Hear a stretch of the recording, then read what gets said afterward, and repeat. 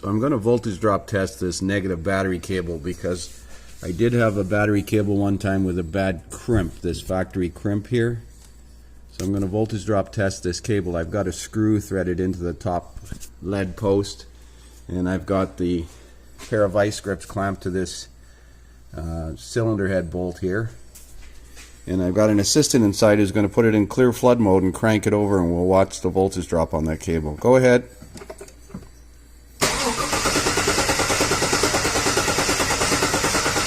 Okay, so you can see it's, let me pause this.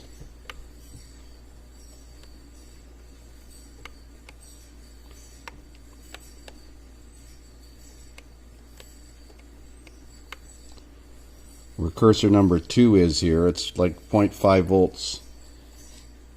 0.5 volts on the ground cable isn't terrible, but why would it be that high anyways? Because that's just a ground cable from the battery negative post right down to the engine block at the back of the block. Let's try it on the battery, on the engine, on the body ground here. I've got it on the body ground there, and let's repeat the test and see if we got it on the body ground too. Hang on.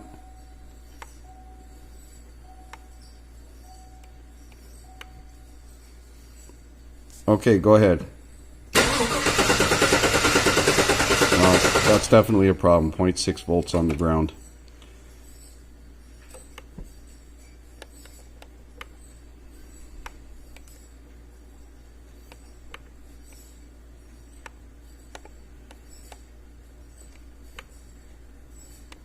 It actually hit as high as 1.13 volts on that ground wire. Let's take the thermal camera and see if there's any warm spots on that cable. So what do you think of that? That battery ground cable is a little warm compared to the positive cable at this end here. Well,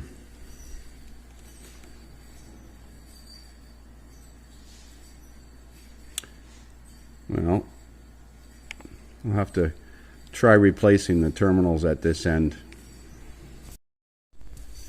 So I've replaced the battery cable ends, soldered 2 copper lugs onto the cables separately, and I bolted them to a new battery cable, universal cable.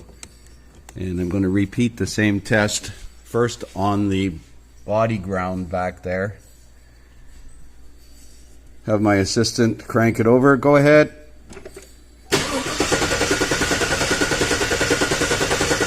Much better. Okay, let's check it on the engine block as well.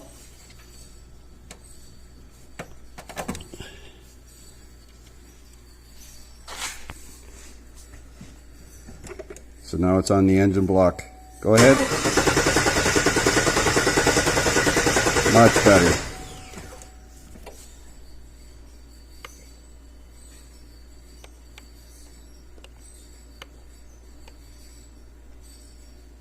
Now I got a voltage drop of 0.19. So there was definitely a problem in this cable end, whether it was in the factory crimp or what's going on there. I can't see anything wrong with it. There was definitely 0.5 to 0.6 volts drop on that negative cable before, and as you can see, it's much better now, 0.19. So I crimped and soldered copper lugs using this hydraulic crimper to the existing negative battery cables. Just cut that end off as you saw, and then soldered and heat shrunk them. Again, I never did experience this no crank condition personally, but I feel fairly confident that we've made a significant difference in this thing, so I'm going to give it back to the customer.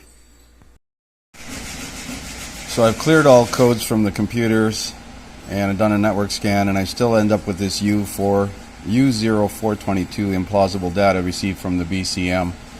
Now I'm not 100% certain, but it's remotely possible that's due to the TPMS system failure.